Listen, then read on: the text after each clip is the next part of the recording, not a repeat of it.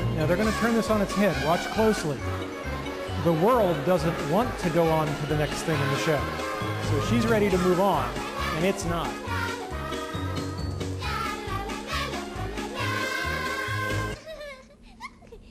What are you doing? Can't end this now. But there's so many other worlds that have to go. But our world is the best world. Hey, hey, hey, hey, no!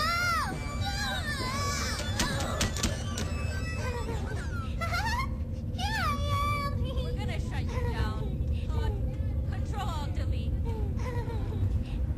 Not Control Alt Delete.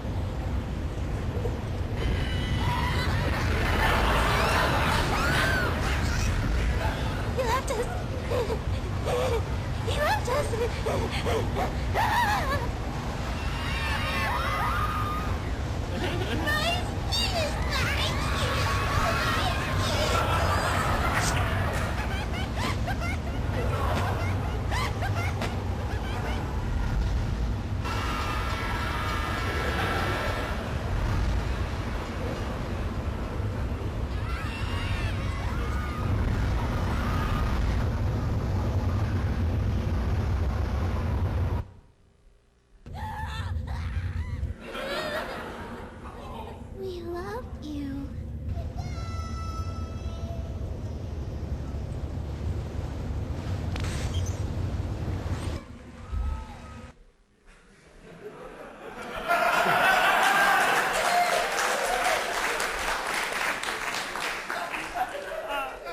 It was an unusual course with some of the most brilliant, creative students from all across the campus.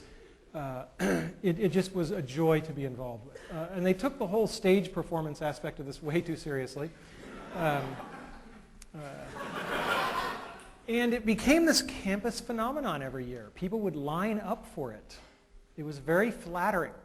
And it gave kids a sense of excitement of putting on a show for people who were then excited about it. And I think that that's one of the best things you can give somebody, the chance to show them what it feels like to make other people get excited and happy. I mean, that's a tremendous gift. We always tried to involve the audience, whether it was people with glow sticks or batting a beach ball around or driving. This is really cool. This technology actually got used at the Spider-Man 3 premiere in LA. So the audience was controlling something on the screen. So that's kind of nice. And I don't have a class picture from every year, but I dredged all the ones that I do have. And all I can say is that what a privilege and an honor it was to teach that course for something like 10 years. And all good things come to an end, and I stopped teaching that course about a year ago. People always ask me, what was my favorite moment? I don't know if you can have a favorite moment, but boy, there's one I'll never forget. This was a world with, I believe, a roller skating ninja. And one of the rules was that we performed these things live, and they all had to really work, and the moment it stopped working, we went to your backup videotape. And this was very embarrassing. So we have this ninja on stage, and he's doing this roller skating thing, and the world, it did not crash gently. And I come out, and I believe it was Steve Audio, wasn't it? Was it? Where is he? Okay, where's Steve? Ah, my man, Steve Audio. And talk about quick on your feet, right? I say, Steve, I'm sorry, but your world has crashed, and we're going to go to videotape. And he pulls out his ninja sword and says, I am dishonored! Wah! And just drops.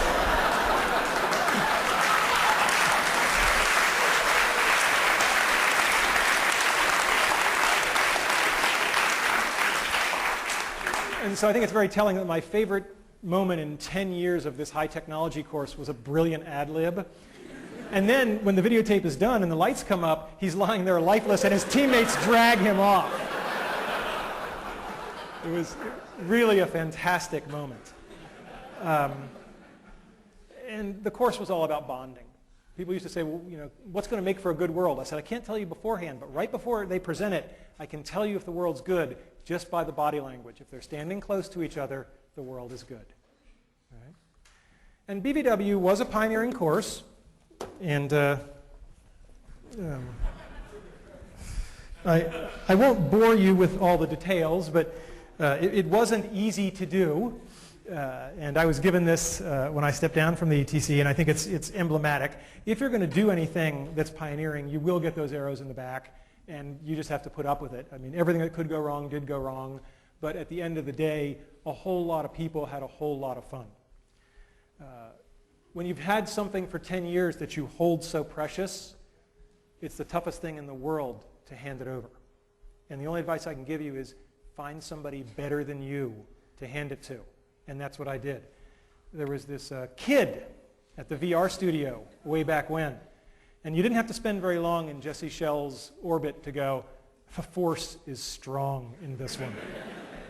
And one of my two greatest accomplishments, I think, for Carnegie Mellon were that I got Jessica Hodgins and Jesse Schell to come here and join our faculty. And I was thrilled when I could hand this over to Jesse. And to no one's surprise, he has really taken it up to the next notch. And the course is in more than good hands, it's in better hands. But it was just one course. And then we really took it up a notch. And we created what I would call the Dream Fulfillment Factory. Don Marinelli and I got together, and with the university's blessing and encouragement, we made this thing out of whole cloth that was absolutely insane, should never have been tried. All the sane universities didn't go near this kind of stuff, creating a tremendous opportunistic void.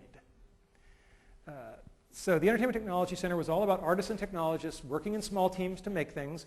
It was a 2-year professional master's degree. And Don and I were two kindred spirits. We're very different. Anybody who knows us knows that we're very different people. And we like to do things in a new way. And the truth of the matter is that we're both a little uncomfortable in academia.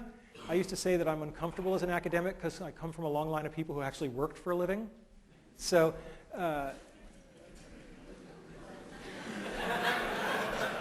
I detect nervous laughter. All right.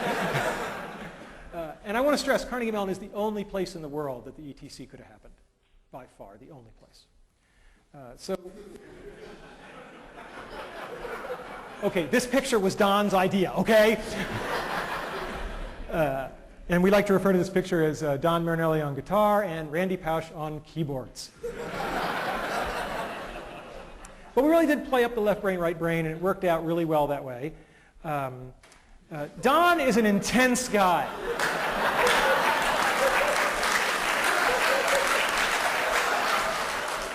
And Don and I shared an office.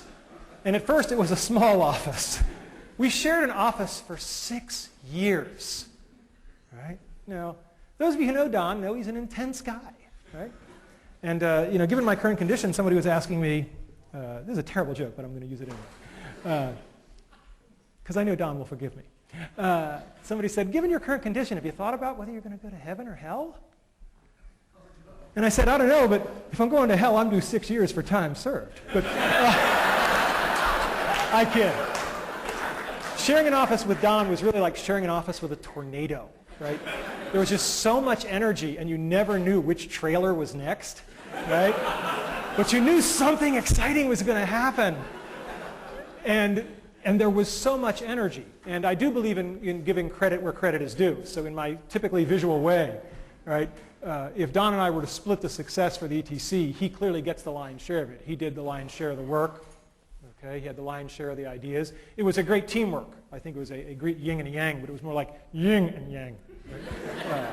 And he deserves that credit, and I give it to him because the ETC is a wonderful place. And he's now running it, and he's taking it global. We'll talk about that in a second. Describing the ETC is really hard, and I finally found a metaphor. Telling people about the ETC is like describing Cirque du Soleil if they'd never seen it. Sooner or later, you're going to make the mistake. You're going to say, well, it's like a circus. And then you're dragged into this conversation about, oh, how many tigers, how many lions, right? How many trapeze acts? And that misses the whole point. So when we say we're a master's